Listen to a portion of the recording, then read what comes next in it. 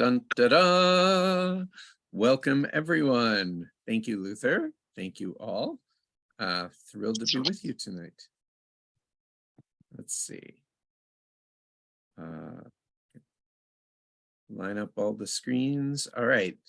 Welcome, all 24 of you so far, and thank you. So, an honest question, because after all, emet, or truth, is one of the core midot, or attributes, that we'll be discussing over these 3 sessions. So emes, truth, how many of us have read at least those first 60 or so pages of David Jaffe thus far? Okay, keep your hands up. I'm gonna look through both screens here. Excellent, I appreciate. All right, not bad, thank you. For those of you whose hands are down, don't feel bad. We didn't advertise until far too late what the opening assignment was. B, not everyone I know has the book, etc. And C, unlike the absolutely incredible simultaneous discussion group that Sherry Lincoln has been leading on He, She, It, this is not, it's not a page turner, right? We're not here to talk plot and characters and setting. We're actually here to talk about the inner and outer work that David Jaffe is a widely recognized expert in. And in case you missed it, this is one long advertisement for March 19th, because on March 19th, we will have the honor of Rabbi David Jaffe joining us for an entire day of study and reflection, the Adrian Kahn Spiritual Growth Day. So it only made sense to focus on his written work for those of us who can, whether we've read it yet or not, whether we will read it or not, simply being on tonight, or perhaps a few of you who watch the recording later, we are growing in some of the very directions that I would say tradition bids us to, but that David Jaffe is a leading expositor of, and whatever we do now will help us get more out of March 19th. Whatever we learn on March 19th from David Jaffe is meant to help us on March 21st of this year and next year and next year, right? This is all, it's so apt that Gary Grossman, in memory of his late wife, called that day spiritual growth, and anything that builds toward that. And in a way, David has brought us 3 separate strands that he fuses so beautifully together of forms of spiritual growth, right? The Chassidut, the Musar, and the activism. And he is the rare person who can kind of speak to all 3. If I can just ask quickly as an opening, how many of us, let's actually do this as a show of hands again. I'm going to eliminate the chat so I can see most of you at once. All right. So if you were significantly attracted because of the Chassidut, the neo-mysticism, the Rev Nachman of Bratslav energy, was that a leading factor for you in wanting to join tonight and be on this exploration? Okay. We got some Hasidic education to do. You know, Rabbi Rachel tried to make that a big part of her work here. I'm glad she's not here to see no hands go up yet. By the time we're done, maybe they will. Raise your hand if the Derech HaMusar, the path of Musar, this spiritual meets ethics, was a major contributor for you. Yay. Okay, I feel good about that. Raise your hand if it was actually the activism and the sort of practical application. You can raise your hand for more than one, but how much that was a major piece. Beautiful. Okay. And if any of you didn't raise your hand for any of the above, extra credit for you for being on, because you're not even sure why. But I'm excited for the exploration. I want to invite us as we go to feel free at any point to interrupt, to share an observation, a question, a challenge, even, as to how this pertains to what brought us here. And that's everything about Musar is a creative tension, a balancing act, right? Izun is balance, and that's itself one of the midot or attributes. And Maimonides spoke greatly, based on Aristotle, of the golden mean, the shvil hazahav, he called it the golden path, which is to avoid the extremes and to seek balance. So there's a balancing act between the passions that brought us here, the things that we already care about that animate our concern and led us to spending this evening together, in creative tension with being open to see how the Spirit moves us. So far, no one had raised their hand about Hasidism, but the references to Hasidut, which are not as many as to Musar, and I confess I haven't delved nearly as much into Hasidut as I have into Musar, so I'm not sure I'm your best tour guide for that. But to stay open to the pieces that maybe we didn't raise our hands for, and see where that growth will take us as well. That's a blessing. That's an opportunity. So for those of you who have just joined, we did a show of hands and everyone else read the entire book cover to cover and memorized it. I'm sorry for anyone who, no. We actually have a wide smattering of folks who did and didn't read yet. We said that we would be focused on the background pieces, in a way, the introduction and the section he calls the compass, which is kind of laying out the tools, perhaps, for the exploration. And for him, the main piece of the journey, the hike itself, and by far the longest of his 4 sections, is the third, and that is the actual path, which he then subdivides into a deep analysis of 4 different midot. We will get there, and we will talk about those midot in time. Tonight, we're really focused on the tools for this exploration. And we're taking advantage of his eloquence and insight to find some places where he lifts up a question for us. Sometimes he actually asks it in the book, and in other cases, I went with some of his more resonant passages that I think in turn raise questions for us. We will have moments along the way in 90 or so minutes tonight, and of course peel off as you need to, of chevruta, of quick breakout groups, but also of journaling and of reflection. And at one point, I'm even going to ask you to speak to the muted screen in a way that anyone else in the room would think is really weird, but that's part of the practice too. So welcome to Musar and Hitpa'alut and all of this good stuff as brought to us through David Jaffe. So before we get to any of the hard stuff, I thought we'd start really easy with just the paradox that's at the heart of all existence, right? Kind of a warm-up for us. Are we seeing the paradox on our screens? Because once I screen share, it's hard to see you all. Can someone unmute? Yes. Is this large and legible? It's good. Okay. Excellent.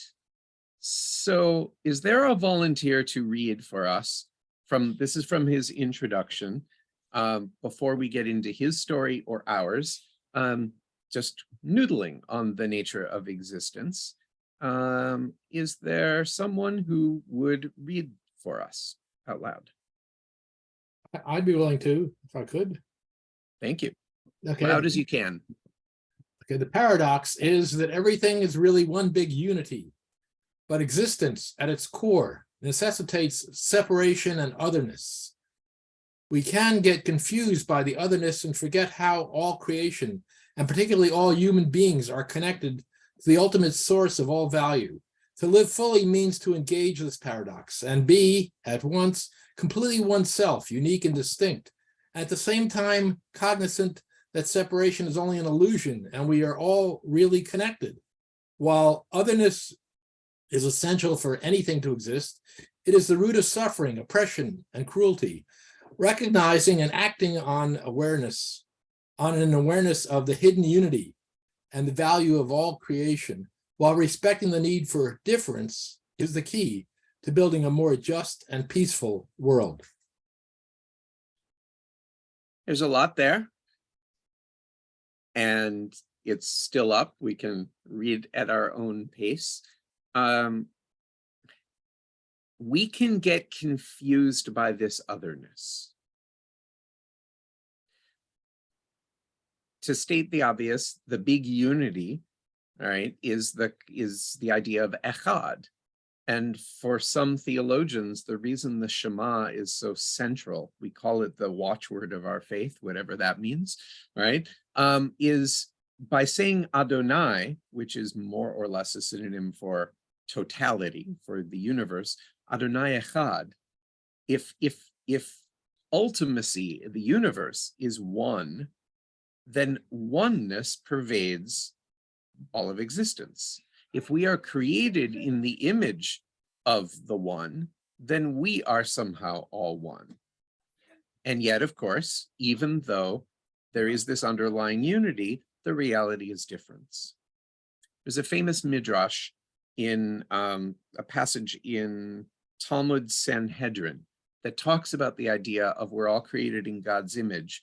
And in noting that we each have infinite value and infinite worth, it contrasts the king to the King of Kings, right? So in Sanhedrin, in the Talmud, it says that when a king mints images of himself, they all come out the same, which is, of course, referring to coins, right? Like literally, it's to mint something. When the King of Kings, the ruler of rulers, God, who is on a whole other plane of existence, makes things in God's own image, they all come out different. How wonderful is that difference? Because it is rooted in the underlying unity. So this is a deep and challenging classical Jewish notion that David is giving beautiful language to and reminding us not to get confused by the otherness, not to forget how all of creation and all of humanity are connected to that ultimate source of all value, even as we live our atomized lives. If anyone wants to speak to this dilemma, this paradox, offer tools for how to not forget that connection to the ultimate oneness, we're open to it. We don't have to go there now. There's plenty more to cover. But I wanted to highlight this at the beginning because I think it undergirds everything we're going to do. Fran, please. So I had an experience today that is a metaphor for this, I think. I was driving to an appointment in Virginia and there was a lot of traffic. And I noticed that I was saying to myself, there is so much traffic.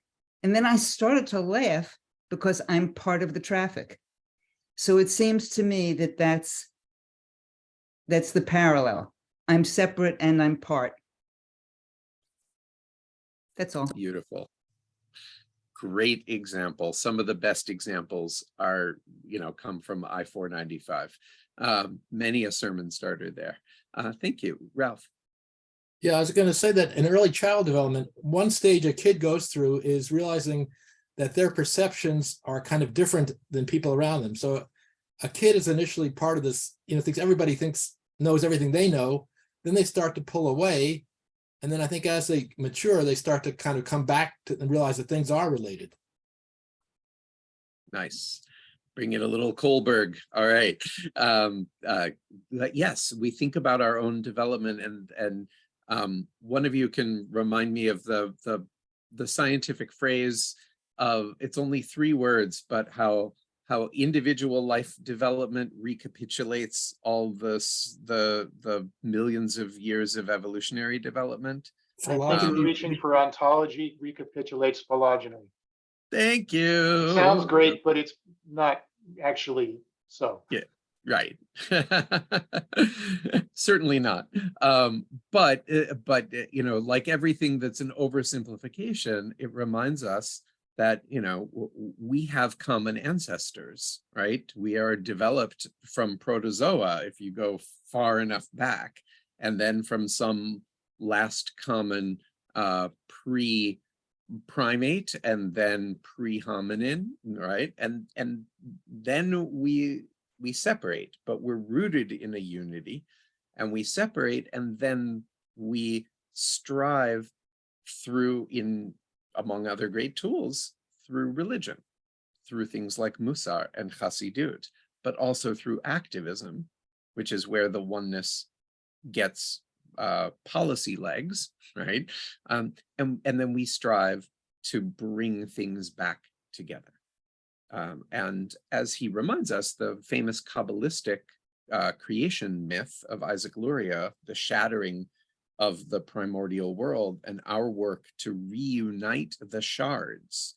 Tikkun Olam is, in this 16th century read, not just a beautiful notion and not just a catchphrase to describe liberal policy positions staked by Reconstructionist or Reform or conservative Jews, right? Tikkun Olam is less than repairing the brokenness at the heart of the divine in exile. There's cosmic stakes in that read to the work that we have to do. And David, by being an activist deeply rooted in that progressive organizing, while also being a religiously observant and incredibly knowledgeable Jew, in his case, an Orthodox rabbi, he helps us never lose sight of that, never oversimplify and say that we're just sort of doing the Jewish version of whatever our pre-existing political and social values may lead toward. There's a challenge here. And that challenge is sometimes to go beyond what we first think because we're good modern citizens and we subscribe to the following tenets of a political party affiliation, etc., and to say, all right, as Jews, let me at least complexify that. It may or may not change where I land, how I vote, how I donate, but I need to be open to those questions. And that too is spiritual growth. So we're not making any assumptions about a particular activist direction, but I think we will find both guidance and goading for the work that we understand must be done in the world. And we'll use some examples that are drawn from some of the shared values of Adat Shalom, if our public statements are any basis, right? We have 2 standing pre-authorizations to be involved in causes, and those are around immigration and refugees and around climate and environment. We also have went through a long process before those to speak out in the name of the community on political issues, and those were 2 on LGBTQ equality and on preventing needless gun violence and reasonable controls. There's obviously more that is kind of in our shared orbit. A woman's right to choose, for example. We've never gone through a process to say Adat Shalom stands that way. I just went ahead and signed us up as a repro-friendly, NCJW flag-waving congregation because it's so clearly part of a shared ethos. And behind every one of those examples, there's still more that we can sort of complexify. So keep those questions coming as we go. Was there someone about to share?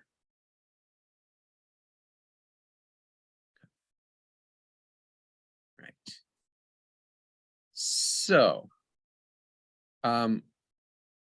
as I said, I am less of an expositor of Chassidut than of Musar. I'm going to leave the screen up because we're going to come back to this in just a moment.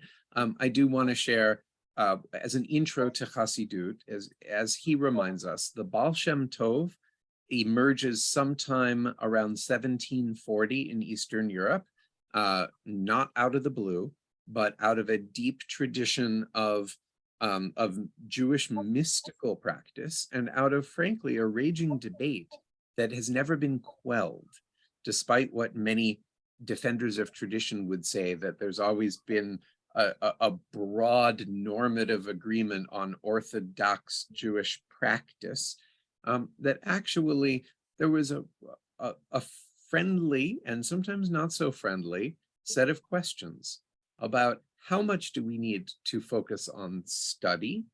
How much do we need to focus on action? How much do we need to focus on the external versus the internal? And along comes the Baal Shem Tov, and he starts singing. He stands up on tables and starts dancing. He says, you can't be Jewish without joy. And there are others who say, every minute you're dancing on a table is a minute you're not studying Talmud. You're missing the boat. This is wrong. This is dangerous for the Jewish future. You hear how the debate gets shaped. That is mid-1700s. And there's generations. There's the charismatic founder who is picking up on mystical strands before him from Isaac Luria in Sfat and from the Zohar, which is circa 1290, and all that came before those. And then his literally descendants and his his biological descendants, including Reb Nachman of Bratslav, who is a great-grandchild, and the intellectual descendants, then build a movement out of the charismatic founder, and the movement morphs over time and ultimately loses some of its radicalism by tacking back to tradition, so that now we think of Hasidic as almost parallel to Haredi. So just to define our terms, Hasidic technically means influenced by this more contemporary approach of Jewish mysticism and ecstatic community and finding the joy and the artistry in Jewish life. Whereas Haredi, literally meaning trembling, is how you describe ultra-Orthodox. Most Hasidic sects have become subcategories of the Haredi world. So we now, in Jewish anthropology and demographics, we talk about the Hasidic Haredim and the non-Hasidic Haredim as the two major subcategories of ultra-Orthodox. But the Baal Shem Tov probably would look at that and say, no, you missed something. Where's the joy? Where's the flexibility? That's mid-1700s and on. Mid-1800s, enter Rabbi Yisrael Salanter, a little less charismatic and a little less well-known than the Baal Shem Tov, but nonetheless, someone who picked up on a strand that ran for hundreds of years, going back to the 11th century, Bachia ibn Pakuda's important work, Duties of the Heart. And then some of the masters like Rambam and Ramban were sort of early Musar people. In the 1740s, exactly at the same time that the Baal Shem Tov starts preaching in Eastern Europe, in Italy, originally Italy, and then in Amsterdam, in the more enlightened Southern and Western Europe, is Luzzado writes this masterwork that's called Misilat Yesharim, the way of the upright. And that really becomes the core text that the early Musar people start to have a field day with. Salanter in the 1840s, 1850s, makes a movement out of it. And his literal children and ideological descendants build it. And we get to the point where a young Reconstructionist rabbi like Marley Weiner can say, in an oversimplification that still has a tremendous amount of truth behind it, that this is the Jewish idea that we should take our moral development as seriously and as rigorously as we take our intellectual development. That we need to be constantly awake, important word there, awake to the needs of other people and striving to meet them at all times, even while we take care of ourselves, and that this can revolutionize how we live. And that was the same critique that was leveled against the Baal Shem Tov and the early Hasidim, that, when you stand on the tables and dance, when you sit around on Shabbos and you bang on the tables and sing, you're not studying Talmud, right? And as it happens, Salanter and the early Musar movement arose in that exact Lithuanian Litvak world where the value was more Talmud study. And they're saying, actually, take time out of your day, study a little less Talmud, and study a little more yourself. Let's have an hour a day that isn't a lecture on Talmud and Chavruta on the page, but a lecture on self-knowledge and a discussion about how this shows up inside each of us. That was controversial. That was radical. That was beautiful.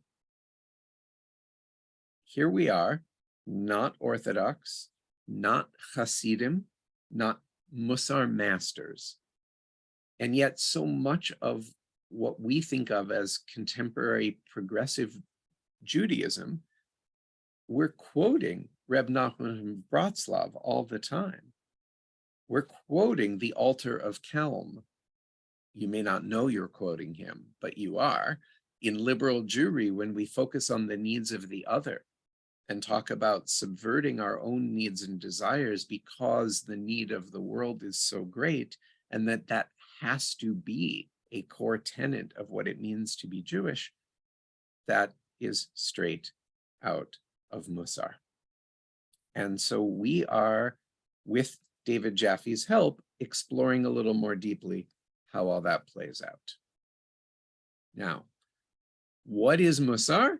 What does the word actually mean? Before we get to David's answer, this is, when I teach all of these things in bold, Musar means passed down insight.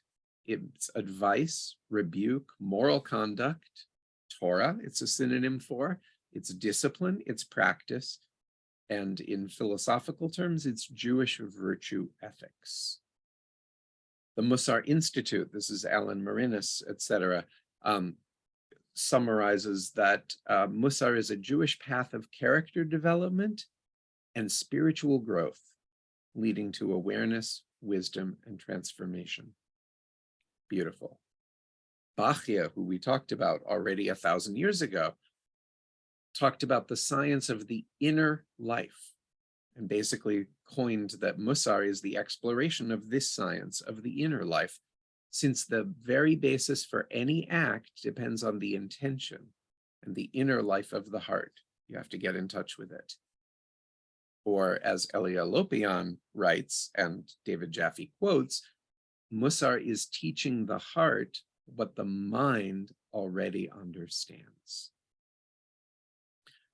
And another contemporary, Laurie Shapiro, just recently wrote that Musar bids us to do our personal work first, and against trend, meaning countercultural in modern America, ties it to a religious moral system of interconnectedness, which then, of course, calls us to the work of interconnectedness, which is where David Jaffe will bring in the activism.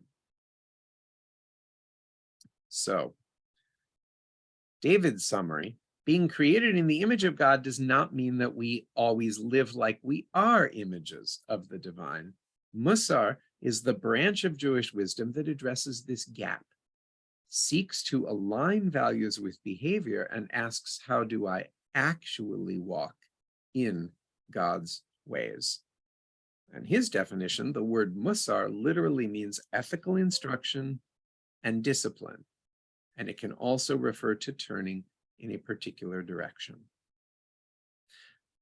So we're going to come to our first Chevruta moment in just a little bit, but I wanted to bring in the classic text. Those of us who were together at Shavuot, we looked at this. But notice, I'm going to go make you dizzy, go back again. How do I actually walk in God's ways?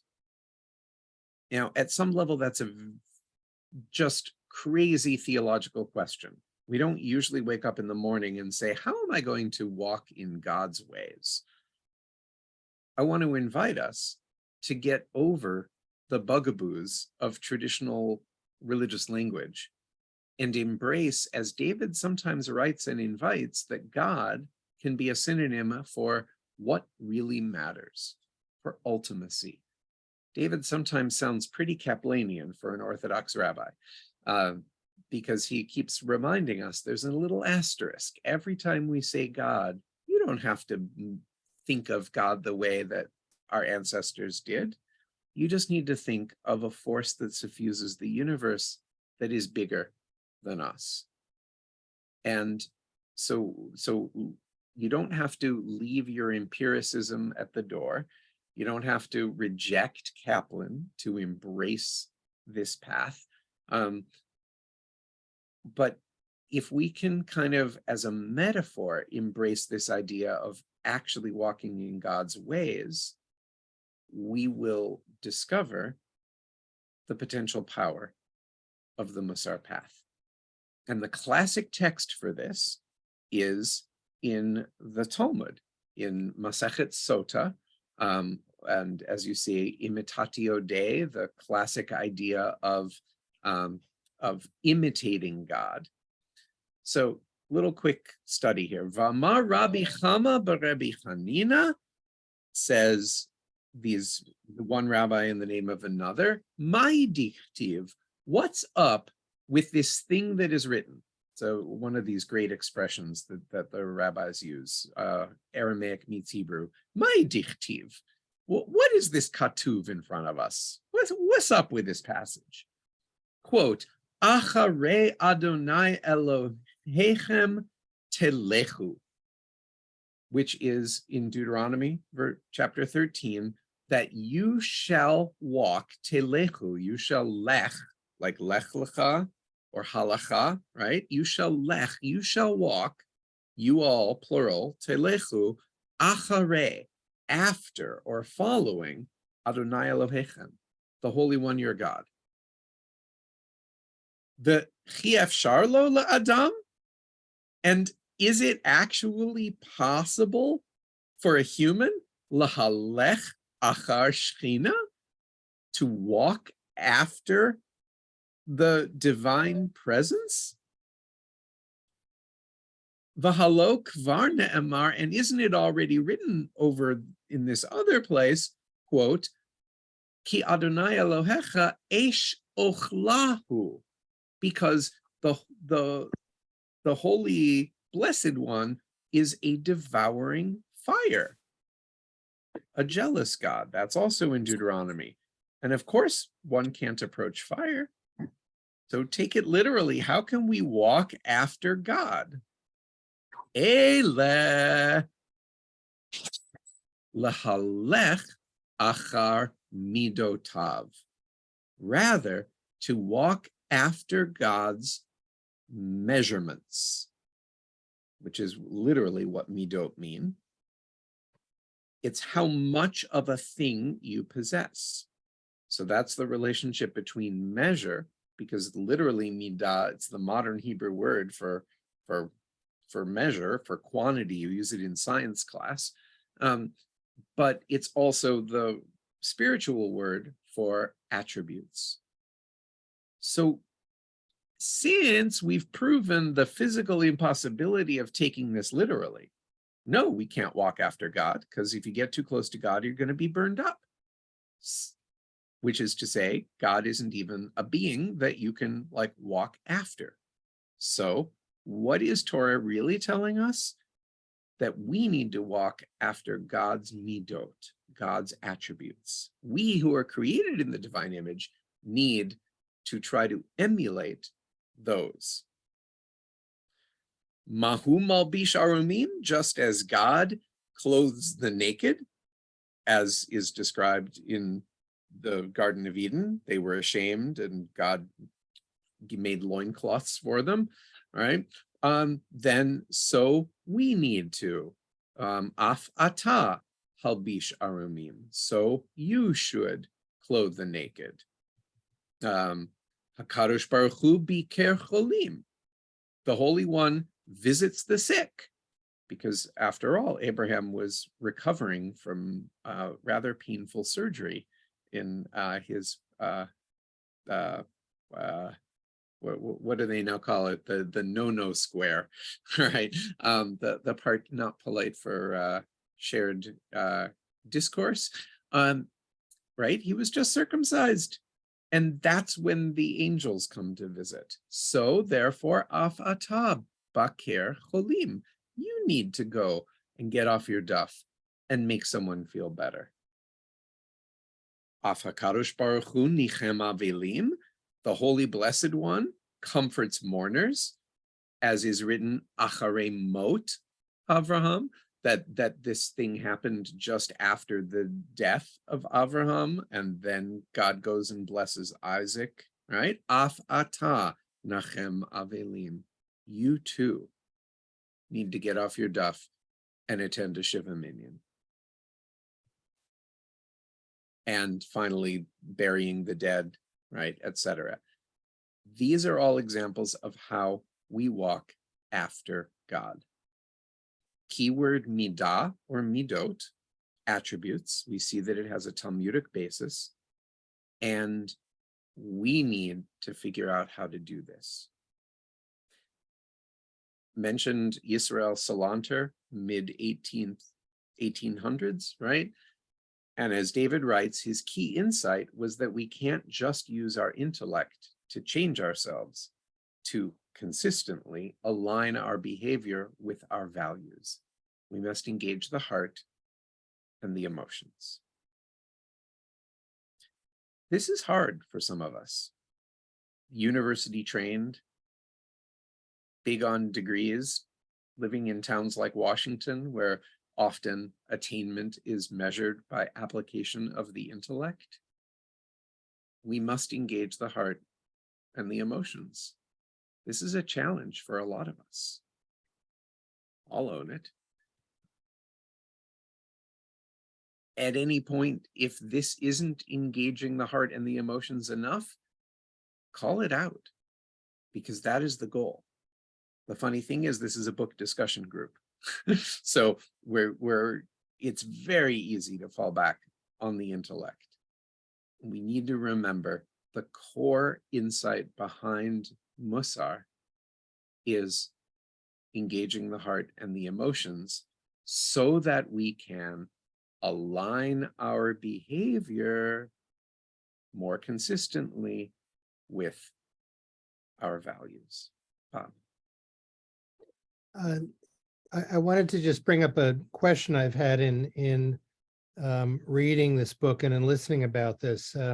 You mentioned these three categories of joy, self-actualization, the second category of study, intellect, learning, the third of moral development, tikkun olam, activism. I just see in what I read about Haredi in Israel that there's a fourth category that my father instilled in me, and that regardless of all those other things, you also have to work. You have to earn a living. You have to take care of your family. And to me, it's a fourth category. He taught me that you don't necessarily need to find fulfillment in your work. Your work is a way of, earning money to take care of your family. You can find fulfillment in other ways. And, it was a privilege for me that I was able to find fulfillment and work in the same place. But I do think that work is and financial attainment to be able to take care of yourself and others is a category that doesn't fit into these other three. I thank you for that. And if and when we get to the Yetzer, right, a core teaching of Musar about the various impulses in us, we're reminded that the Yetzer Hara, the quote evil impulse, really only means the self-directed impulse. So the part that says, I gotta work to feed my family is not bad. The challenge is if we are only worried about feeding our family and not worried about feeding other people's families or making sure that they are fed, we've lost something important. But I would say it's already within the Musar to focus on the work. It's also easy to lose that. So I thank you for that, and keep that in mind, everyone, as we proceed, that we want to figure out how we work this in to our daily lives, which for some of us is work. Okay, Ralph. Yeah, I want to know, what about the tension between, trying to engage your heart and emotion, being engaged in the world, but also the Haredi who are trying to observe 613 mitzvot, many of them actually isolate them from engagement in the world. So how do you deal with that tension? Good question.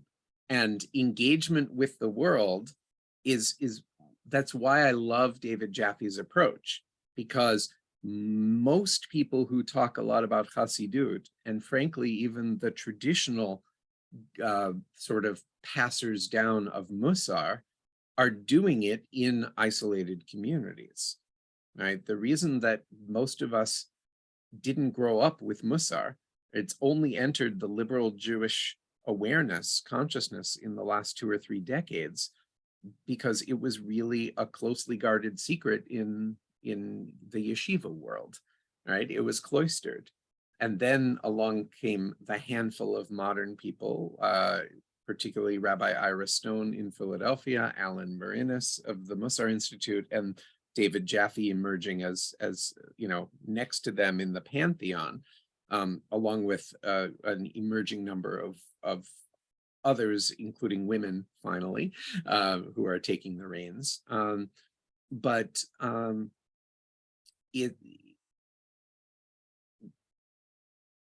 We got to stay engaged, and the application that David suffuses this book with, of how the Torah guidance through either Chassidut or Musar actually drives the work we do in the world, in many cases the volunteer work, not just the vocational, is the antidote. So you're right, that's a fair critique of many others. David is actually the cure for the disease that you name.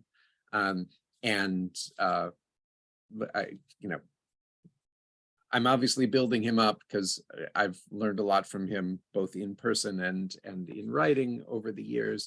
And I trust you will as well. I don't mean to lionize, but I think for what you're saying, he's actually the best exemplar of the opposite. Okay. Very quickly before that last, before the first Chevruta, I just wanted to bring back his story is also ours in a way. So he writes still in the introduction as he describes his own sort of coming of consciousness, weaving together Musar and Breslov Hasidism. Again, Reb Nachman of Bratslav or Breslov he died around the time of the Battle of Waterloo.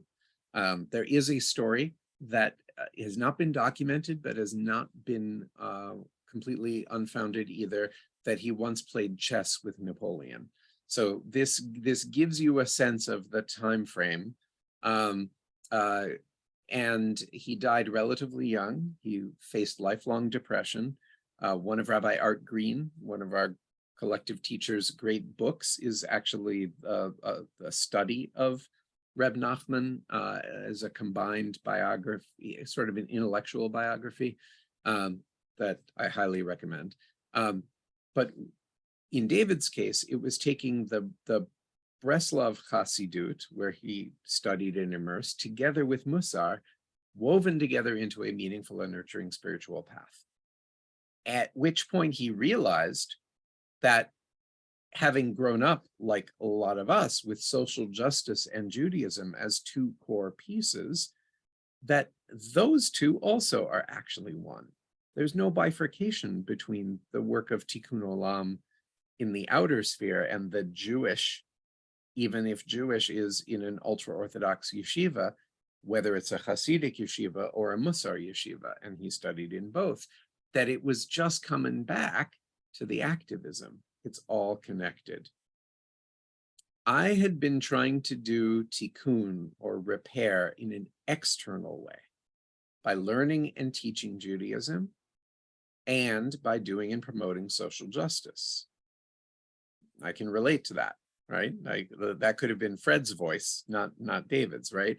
I was now getting clearer that repair on the outside could not be divorced from repair on the inside. Building the inner life informs and is informed by efforts to improve the world. Building the inner life informs and is informed by efforts to improve the world. Musar and Hasidut are tools for this inner exploration. Repair on the outside could not be divorced from repair on the inside. So I am putting this prompt in the chat, which I have not been monitoring. So by all means, use it to share thoughts with each other, and I'll review afterwards. We're going to do a moment of Chevruta, because so much of the Musar path is done by opening up a little bit about yourself to another. This is not the classic go super deep unless you feel it. A lot of us know each other. There's a shared sense, I hope, of confidentiality. Anything you say in that dyad stays in that dyad.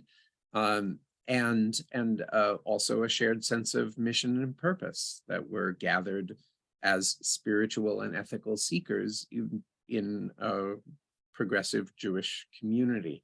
So as you feel, as deeply as you feel comfortable, to just share how this sits. Maybe it's over it, or maybe it's the wholehearted agreement with this notion that external repair, the work of Tikkun Olam, is inseparable from internal repair, the work of self-improvement, and a Jewish name for that is Musar. So we have currently, anyone have the participants up to see how many we have? 30. All right. So I'm going to make 10 breakout groups. You are going to have 5 minutes. You will, statistically speaking, you should have 3 screens, in which case you each get a minute and a half on the prompt. It's not much, but it's something. There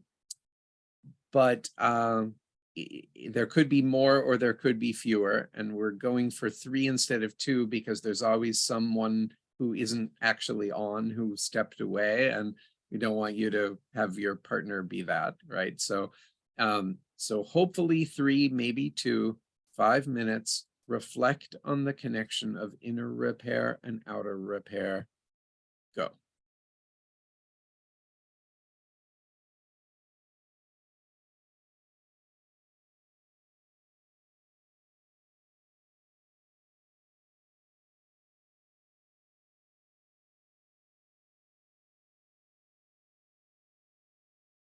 I should say you have to actually press the yes, accept the breakout room.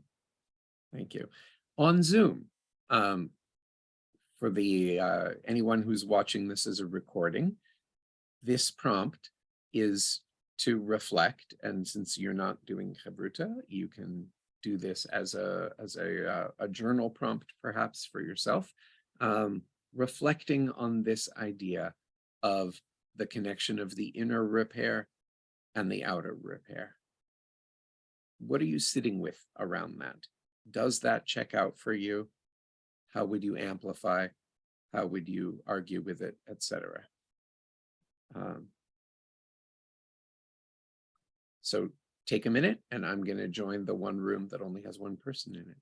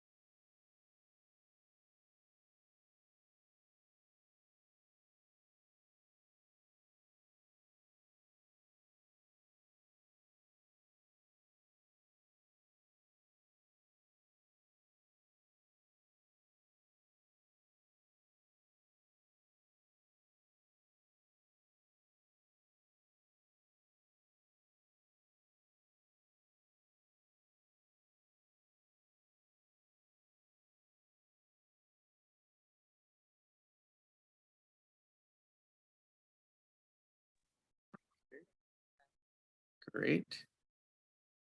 Oh, that's odd. Okay. If you are watching on Zoom, you will yet keep going on this question. I'm broadcasting a quick message to everyone. 1 second.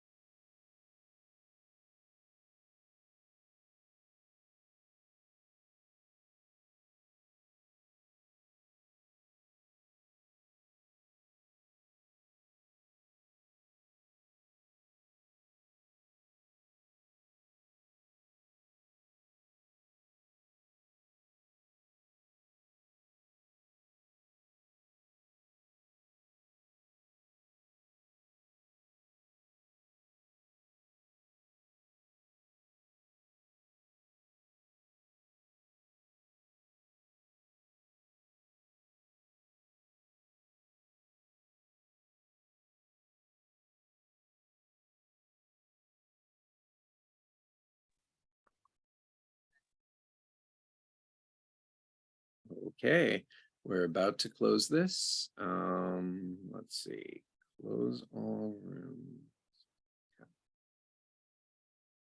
Here we go. So again, folks will be filtering back in if you're watching on video. This Going back was the anyway. Hebruta, and we welcome you back.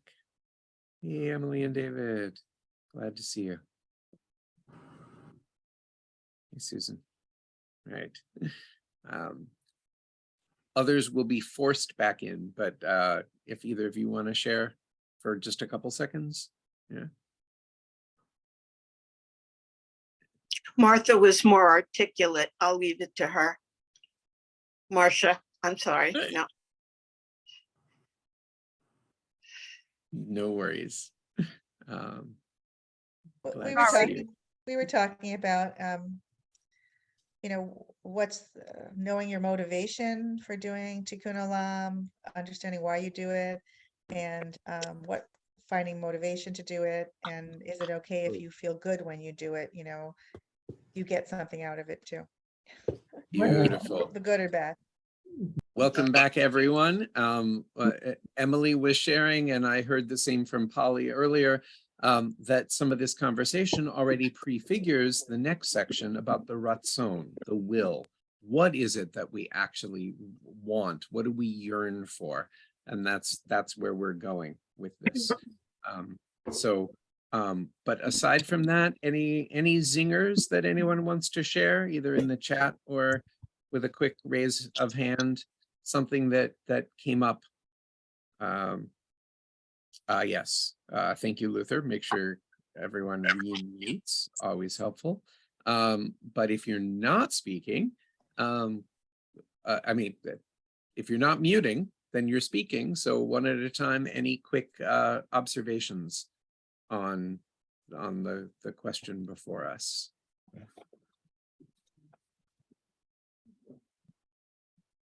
Anyone?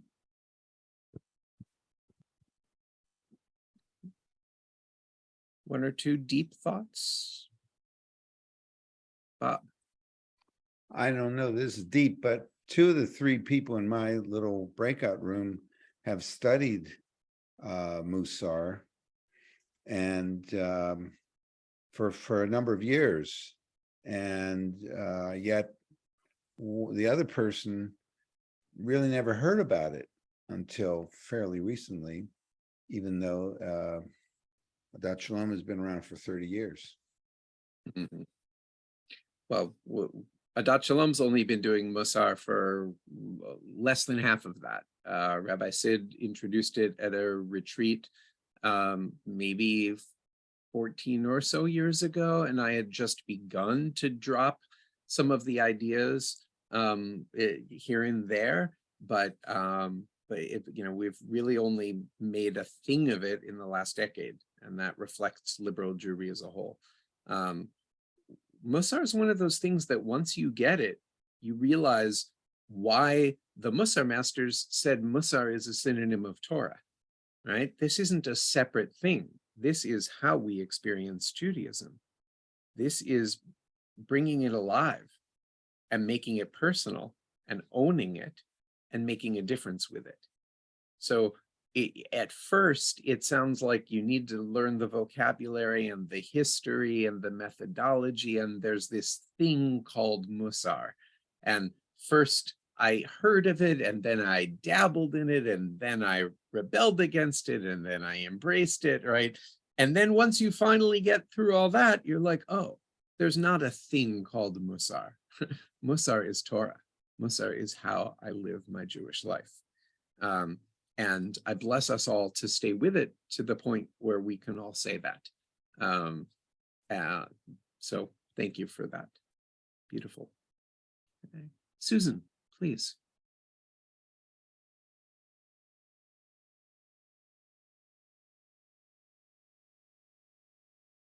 You've got unmute on the lower left. Thank you. Okay, is that okay? Yes. I confess that until I decided to join you all, I didn't know very much about Musar, and I had to look it up.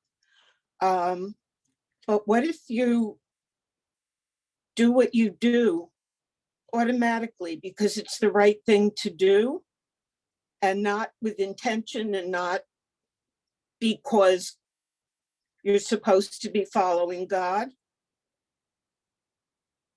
Do you need an So example? Was that confusing? No, not, you're asking the right question. And the traditional Musar masters would say it has to start with Torah and end with Torah. And in between is you and the world. But it starts with Torah, it ends with Torah. And therefore Musar is not coterminous with psychology or with secular virtue ethics. But really, come on. This is about knowing yourself, and this is about practicing virtue ethics. So there is Muslim virtue ethics. There's Baha'i virtue ethics. Some of us know our members, Dave and Dara Feldman, who are leaders in a thing called the Virtues Project, which is Baha'i oriented in its origin, but is essentially Musar, right? And so much of psychology is also, we've already had Kohlberg, we're going to get Maslow, right? A lot of this is social science, a lot of this is philosophy and ethics, and you can get to similar place a lot of different ways by just doing the right thing. Yes? Well, what if you don't see it as a virtue, but other people praise you for doing what's normal? Part of that field is to recognize that sometimes you do the right thing because it's innate. This is where the overlap of psychology and ethics, even though technically ethics is in the philosophy department, but you can't really separate those two either, even in the academy, because sometimes you do what is right because you've arrived at it through a careful set of thoughts, and then you work on choosing it. Other times you do what's right because it's just how you're oriented. And that's part of the midot, the Musar frame, is we all have our innate strengths and we all have our innate challenges. And so you need to identify what is your spiritual curriculum, because everyone's mix is a little different, right? Like if you know how a lock works, right? If you look at a key, right? The key is because, literally a lock and a key, right? Okay. There's like a whole bunch of places, and each one has to be the right height. So once the key gets dull, it won't work anymore because one of those is no longer in the right measurement, right? Well, that's what midah as measurement is.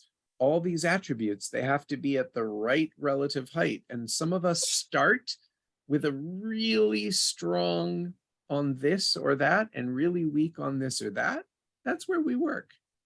And others, their key is going to look really different because each of us is a unique lock and we need a unique key to unlock our full potential. All right. Nice. Thank you. Polly. What you said at the end was overlapping, but I think in response to Susan's question, when he talks about, and Fred, how do we say this? Hitbo, that the process of meditation. Hitbo dedut. That without that meditative process of self-reflection and realizing what really motivates you and going through that process, life is a series of, I forget the word he uses, activities. And that just meant so much to me. So without that purposeful self-reflection and meditation, it's just actions. Right. Thank you. Beautiful. And there's that fancy word praxis, Praxis, that religious people love to use, right? Which is about that constant dance between study and action, between reflection and doing. And it goes back to the idea of, I think, Aristotle again, right? The unexamined life is not worth living, so you need to examine.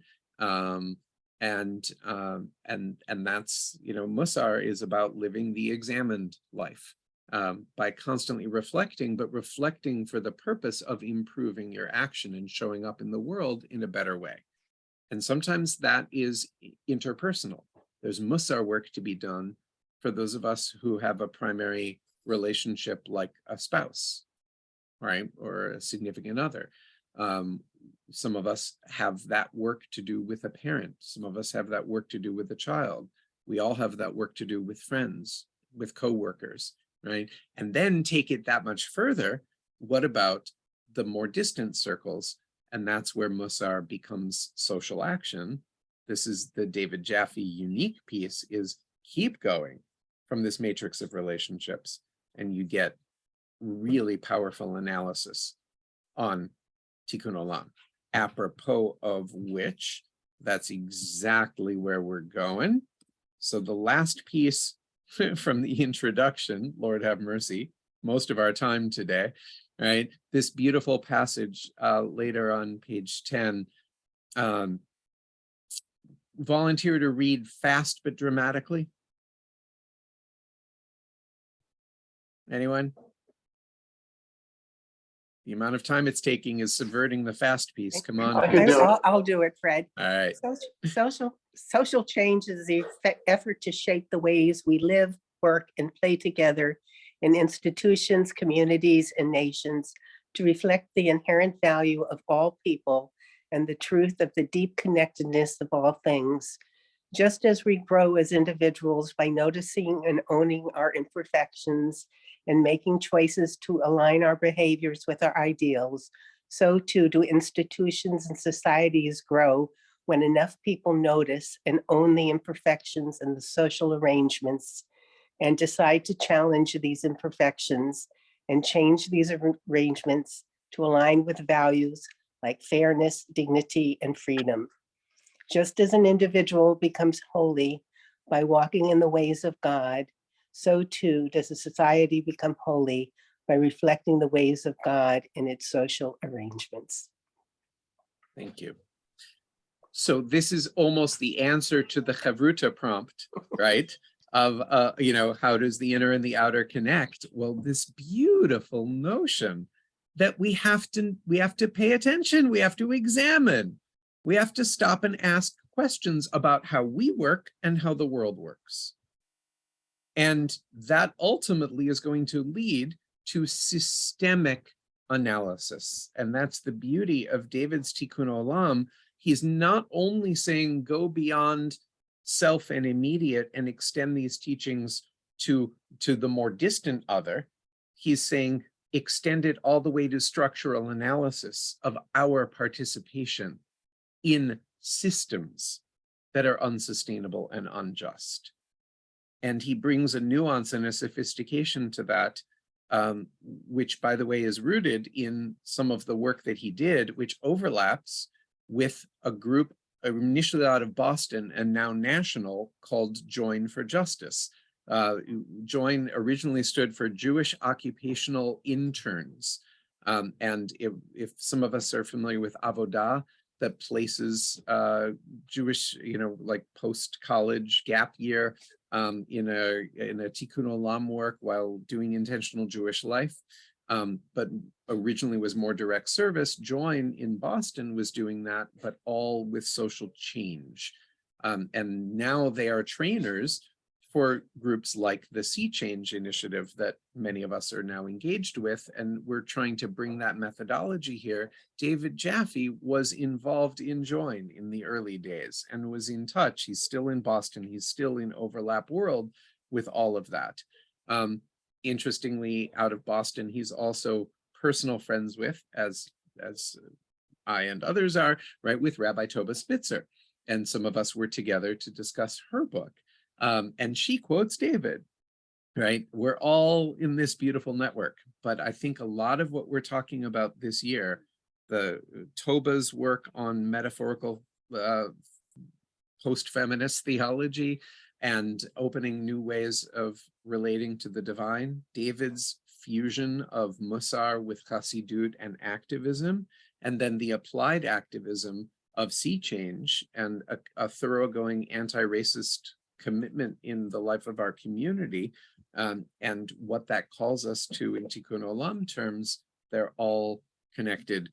by relationships and personalities, but also by ideology. Jesse.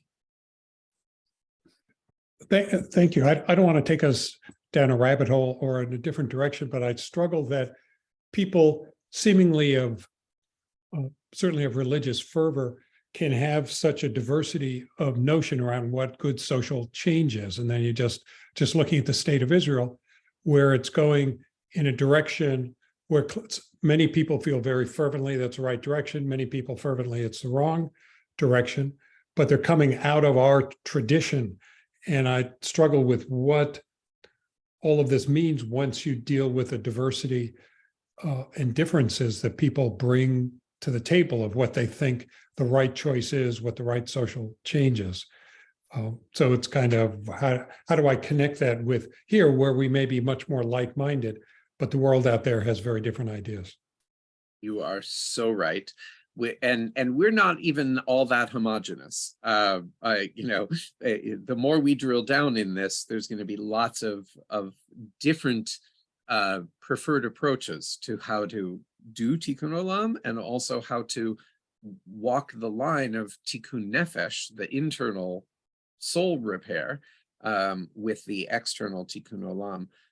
And that said, we're still quite homogenous compared to a larger world. And part of the art is figuring out over time, and I think David would join us in that. He'd say, I'm not a teacher here, but I'll do chevruta with you, because together we are collectively trying to figure out how to live out these teachings in a different direction, and with people who don't share the vocabulary because they don't share some of the starting assumptions or values.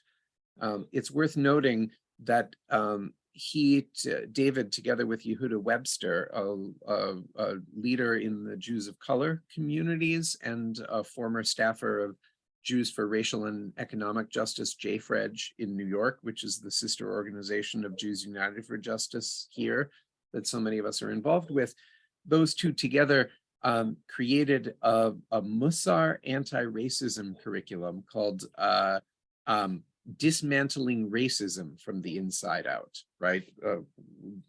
So specifically, and I've offered little pieces of that already. We're going to do more with that as we build out our sea change work, and that's also building out our Musar work.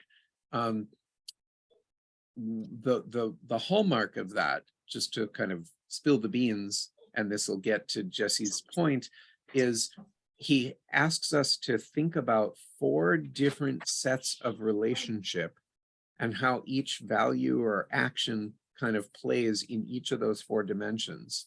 And one is the divine angle, right? How does this affect my godliness, my connection with the divine? One is with people I know, people around me. One is with self. And the 4th is with my opponents. That we need to actually stop and humanize people who are opposite us on an issue. The other side of the aisle, the other side of a policy debate, etc. And we need to think about how our actions actually affect them.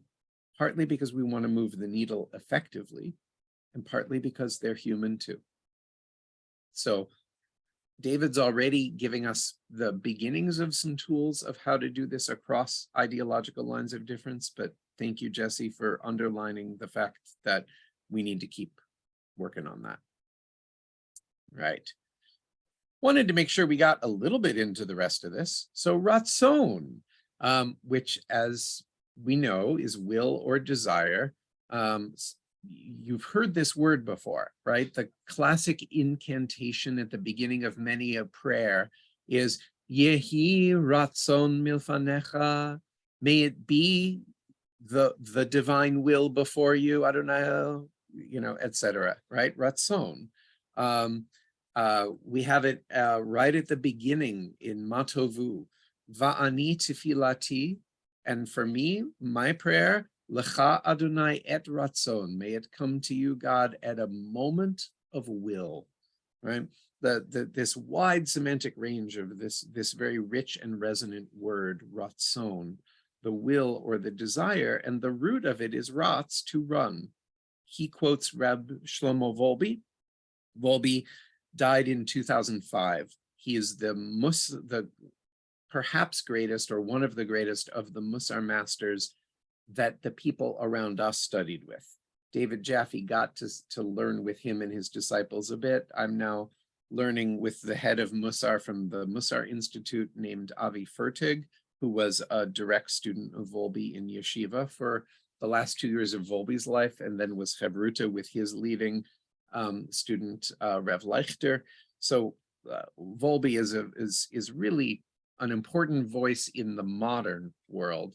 And he claims to not do psychology, but this pithy quote of Volbe, we run after that which we desire. So much depth and profundity in that. So our ratzon, where we are yearning, is also directly connected to where we run. This is that dance again of praxis between reflection and action. We have to stop and think about what we desire in order to figure out why we're running where we run. And then we have to run differently in order to help focus the desire in the places we really want it to go. Ratzon is closely related to yearning. What do we really yearn for? In some ways, it's who we really are. And here's one of the beautiful applications of Chassidut, right? Or as some of the Hasidic masters put it, we are where we put our minds, which is why in the Yamim Noraim, the Gerer Rebbe, one of the great Hasidim of the mid to late 19th century, kind of overlapping with Salanter and his first disciples, urged his followers not to overly focus on mistakes or shortcomings, but rather focus on how much they wanted to be good, how much they wanted to be connected to God, right? The cheshbona nefesh, the soul accounting, there's a lot of this, beating our chest. Oi, I did this wrong, I did that wrong. But part of this orientation is to focus on the yearning, on the positive. And David says, look, that's really encouraging. I may not have everything I want at the moment, but at least I can want. I can choose where to put my mind, and what we yearn for develops over time. So yearning is connected to needs, right? And of course, we can want something more than we need it. So he brings in Maslow's hierarchy of needs and reminds us that we start in our lower levels and then middle of the paragraph moving to the top of the hierarchy. Can you maybe feel something missing in your spiritual life, your awareness of God, of the oneness of the universe, or the hidden connection between all things? Can you really feel the brokenness in the world? The lack of security and dignity experienced, for example, by refugees fleeing war. He wrote that, of course, before Russia invaded Ukraine, but it's a painful, old, and recurring story. Can you feel the impact of environmental degradation on fellow humans living in coastal areas or on the many species on this planet? And so, a moment, if your computer is up, great, you can noodle there. If you have a pen and paper, great. Otherwise, just going to take 1 minute. This is an invitation to take this home. If anyone wants to get really fancy, you could take a screenshot of this page. In Windows, the shortcut is the Windows key, Shift, and the letter S, and then you get a little box, right? Oop, wrong way. Just an invitation to reflect for a moment on what I notice that I lack, that I'm yearning for. Maybe the lower levels, certainly the higher levels. What can I learn from that for which I yearn? 1 minute now, more on our own.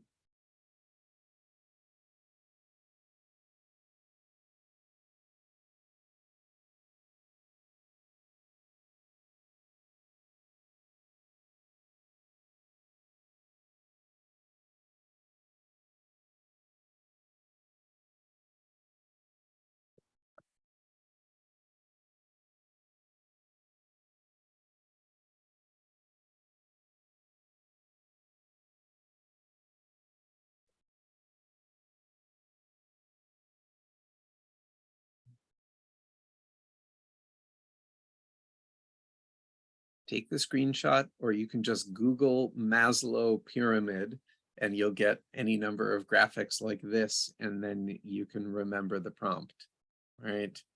Learning from our yearning. Where do we notice a lack? And how does that actually potentially affect our behavior? And I love this image. We're not going to get much further than this, even though there's a lot more material, right? But as often as we think of spiritual growth in well-being, transcendence, and connection terms, right? That, oh, Makom, our committee that's focused on the spiritual life, right? That's meditation and that's yoga. That's not activism. That's not Torah study, right? That's a different committee, right?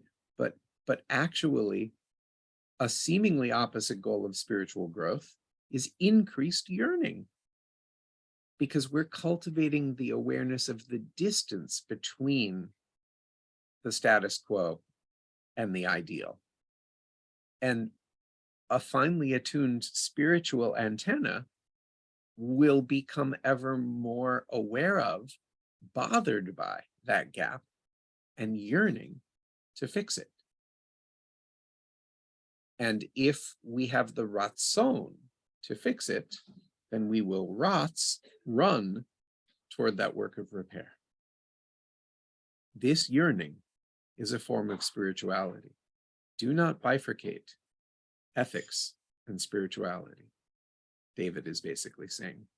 And we need to keep hearing that.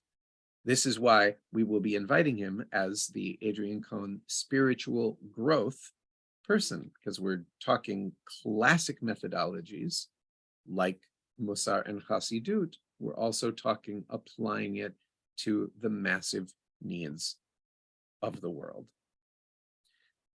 How do we know that the will that we're focused on, the Ratzon, is the right one? I love this piece, right? He proposes 3 ways to identify what we, the will of the universe, as it were, right? So we do Torah study, classic religious literature and law. We develop our intuition, the still small voice within, which requires cultivating deep listening in order to hear what our innards are saying. And also awareness of our life situation and personal gifts.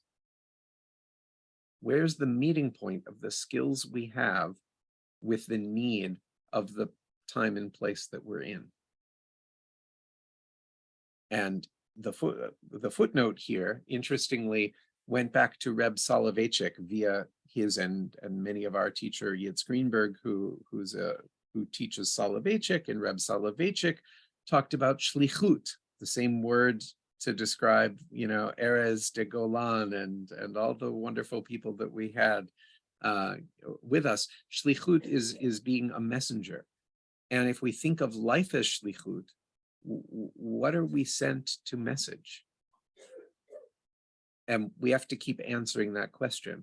There's a famous Presbyterian theologian who just died a few years ago, I believe, roughly contemporary, named Frederick Buechner, who wrote about vocation as the meeting point between the world's deep needs and our deep gladness. When we figure out what makes us run, ratzon, right? And the needs of the world around us, and we find the place that maximizes where those 2 curves meet, that's where we're called. Call it vocation, call it avocation, call it peanut butter. But that's where we need to live. And that's Musar, in a way, in a nutshell. Okay. For those who didn't read, he gives lots of stories in this section about struggles toward social justice that each illustrate some of the challenges that we bump up against and the power of this Musar and Chassidut approach to help us. He tells the story when he was living in Israel/Palestine and wanted to bring his co-counseling to the locals and realized that he was doing it with too much noblesse oblige, which is a danger that we all have, and particularly a danger for the anti-racist work that we're now trying to collectively focus on. So I strongly recommend going back to that.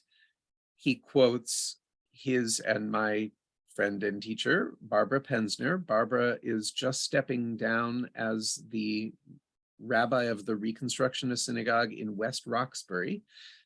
She's active in all the social change work in the Boston area, overlaps with David in that. She's one of the first Reconstructionist rabbis I got to know while I was still undergrad, and has been an important influence. And she and I had the honor of getting arrested together in the Russell Senate building together with Dreamers in defense of deferred action for childhood, child admitted, right? You know, the immigration struggle. And she's also a leader in Trua and one of the tomato rabbis. And if you did read David, he talks about going to Immokalee, Florida, where Jews are supporting the indigenous, mostly Latino, organizing efforts around a decent wage for tomato growers. Barbara got her start in all this with this hotel boycott and talks about engaging the barriers. Then that's a long way of saying nothing until you read it. But when you have the chance, this idea of engaging barriers, figuring out what we're bumping up against, and then using that as a strategic tool for the next step that needs to be taken. How do I learn from the barrier I just bumped up against?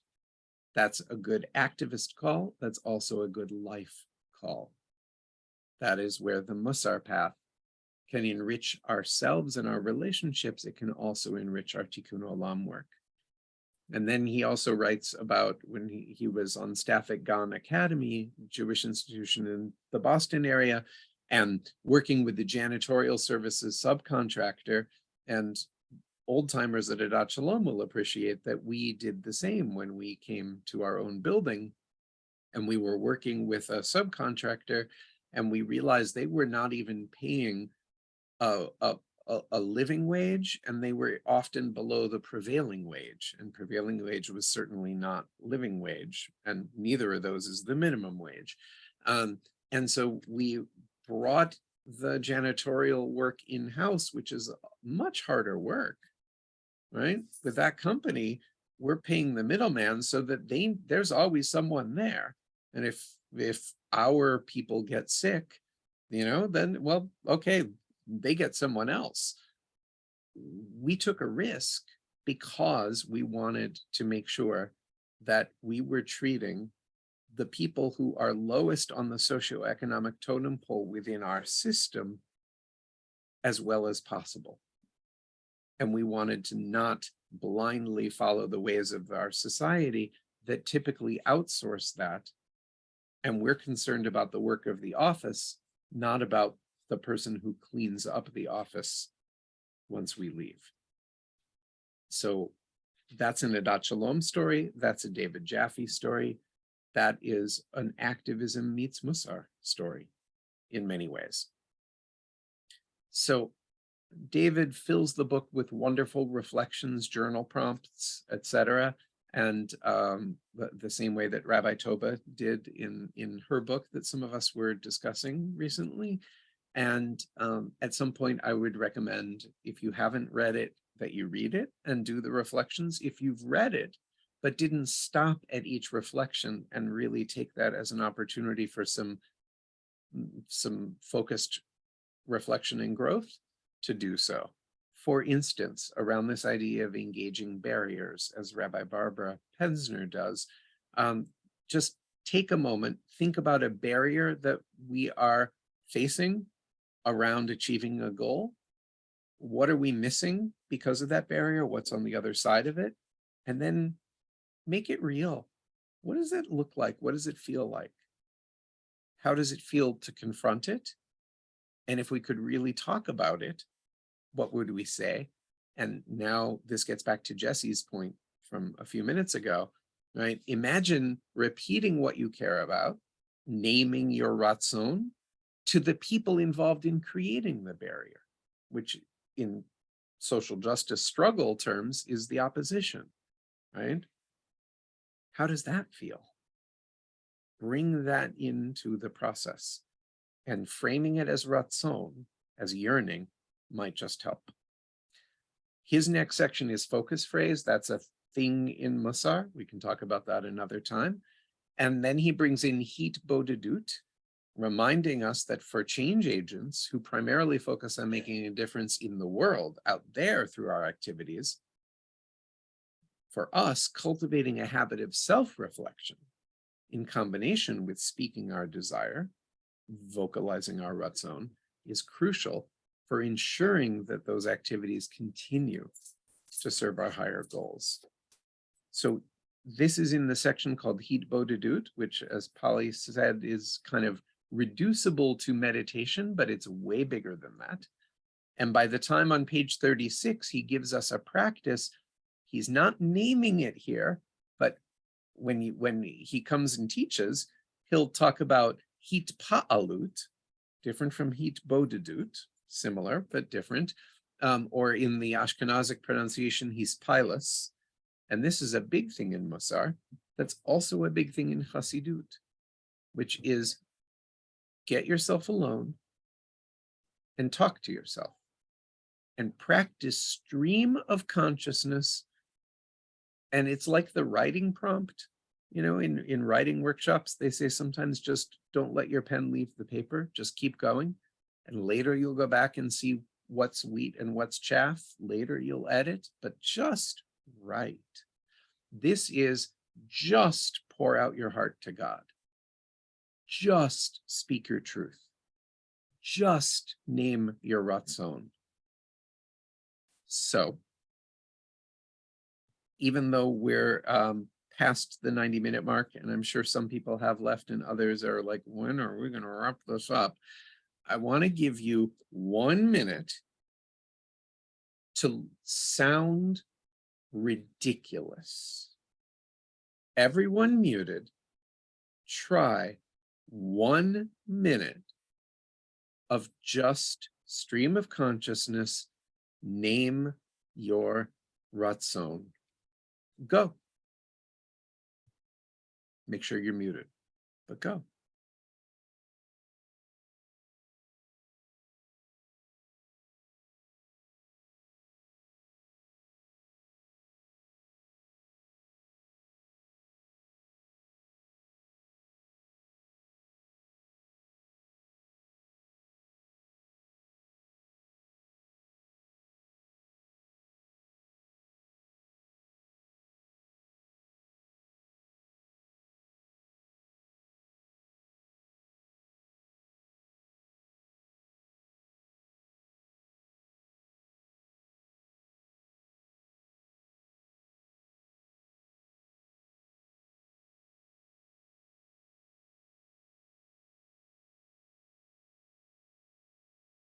Okay.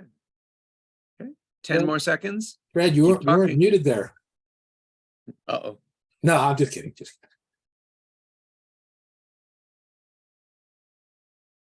kidding. I didn't see enough lips moving. This is a real prompt, right?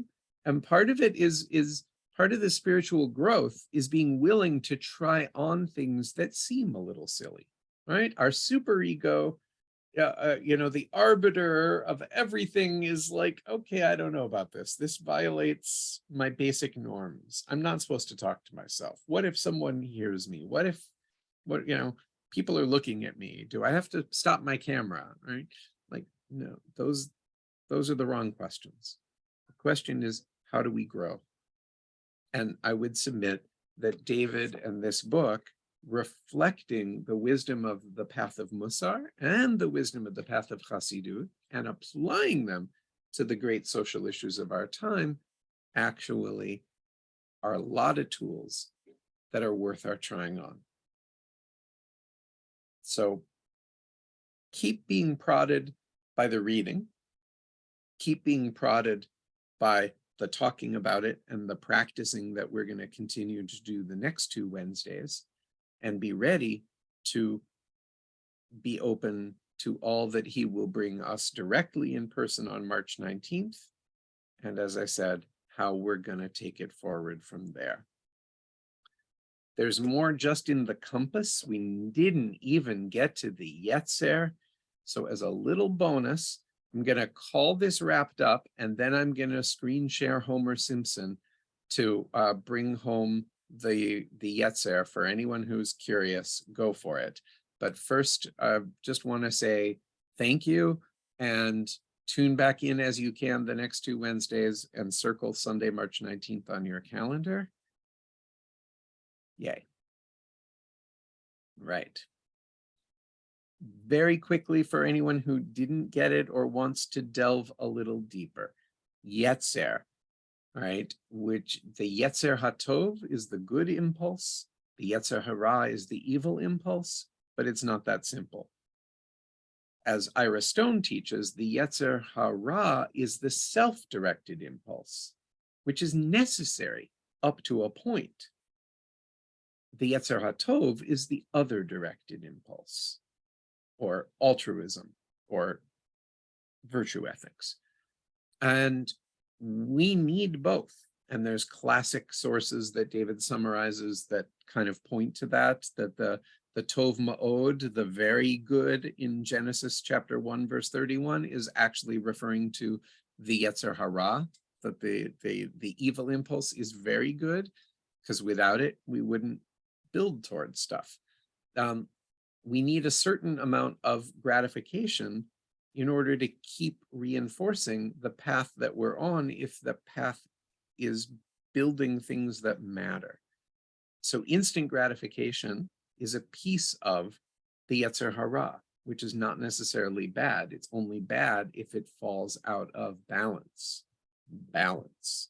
And then this idea of Tov being that which is sustainable. So ultimately we need that sustainable golden mean, right? And as David describes, these are just, notes to self, to summarize this, that there's 3 paths. And here, let me put this all into the one screen.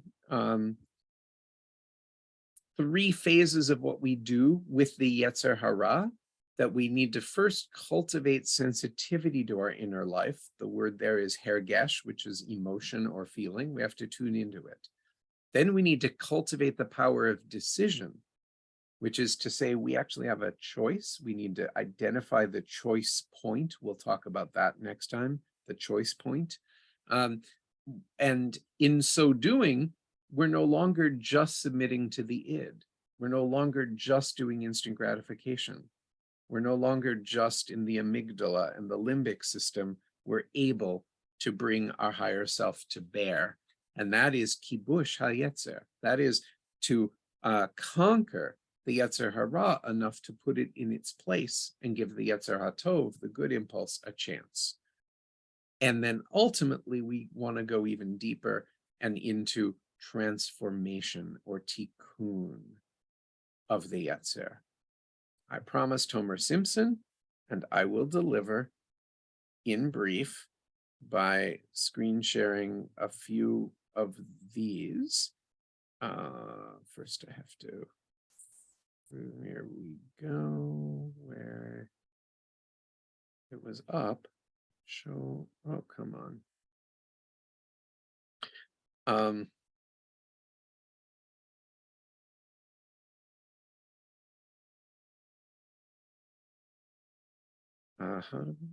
Sorry about this, everyone. I'm looking for the screen that is no longer there. Oh. Sorry, I realize people are dropping off while you're waiting for Homer Simpson, and I am very sorry about that. You're not seeing him now, are you? I don't think. I'm trying to realize too many open windows is part of the problem. So I'm not able to see the things I need to see. So let me close up some of these. Marge, he had donuts. Thank you, exactly. Reference caught. Here we go. Now it's visible. And now I'm going to share. All right.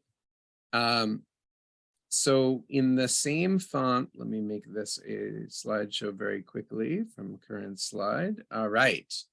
There we go. There was an episode when Homer is debating, basically, do I drink more Duff beer or not, right? Do I go for the donuts or not, right? The classic moment of, I have a higher call that's telling me to do this thing, but I also really want to do this thing. And so notice how he's got the classic angel and devil on each shoulder and how they're each Homer. So Matt Groening is onto something here, which is to say that the Yetzer HaTov and the Yetzer Hara are simply phases of ourself. And it's very easy to simply follow the temptations of the devil and go down the path of our Yetzer Hara. And no one is so pure as to always listen to our inner angels either. We don't always live in the Yetzer HaTov. It's a balancing act. And again, they are easily described as the evil or good impulse, but really the evil is simply the lower impulse, which is self-directed, as opposed to the higher impulse, which is other-directed, and they are both necessary. Hillel famously said this, and this is our last text for the day. It's not in the David Jaffe, and yet it's all over it. We've all heard this before. Im eina nili mili. If I am not for myself, who will be for me? By putting the self first, Hillel recognizes that the Yetzer Hara is at the core. Back to Maslow's triangle, right? We need those base layers of the pyramid to support the self-actualization that we hope for when we get up there. We have to start with ourselves. We have to start with meeting our basic needs, quelling our basic fears. And if we don't do that, no one's going to do it for us. We have to look out for ourselves. That's the Yetzer Hara, and it is not evil in that sense. The Yetzer HaTov, the other directed impulse, is once we go beyond that, because it's too easy to stay stuck there. Uchsha'ani la'atzmi, and yet, if I am read only for myself, ma'ani. This is the brilliance of Hillel. He gives primacy to, literally priority to that which is prior by coming first is the self-directed. But if I'm stuck there, he ups the ante, ma'ani. What am I? I'm no longer human. If I don't also cultivate the other directed impulse.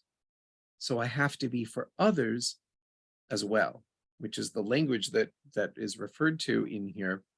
This is what the altar of Kelm, one of the three main branches of Salanter's Musar, focused on a line from elsewhere in Pirkei Avot that is noseh ba'ol im chavero, to lift up the yoke with my fellow, which is, it'll take too long to explain there, but the idea of being other directed is at the core of the Kelm school of Musar, which is particularly influential in the Ira Stone version and in many ways in the David Jaffe version. And it's all about the other directedness, our impact on others. And we're all working on it. And finally, if not now, when? Which Dr. King famously called the fierce urgency of now. And that is, again, a marrying point of the deep faith reflection that King did with, of course, the Gospels and his Christian tradition. He did it with the Hebrew prophets by reading Heschel's The Prophets and then befriending Heschel and marching with him. And he did it by studying Hinduism and that work. Some of you may know that King's doctoral dissertation was actually on Satragaha, on the Gandhi wing of Hindu thought that was practicing active, nonviolent resistance to an unjust status quo. So we can get there from Hinduism, we can get there from Christianity, we can get there from secularism. We can get there incredibly meaningfully through Torah. And one of the synonyms of Torah is Musar. Thank you for being on the journey together. Happy to stay on for last reflections, questions, etc. But we are done for the evening. Blessings. Thank you. Please.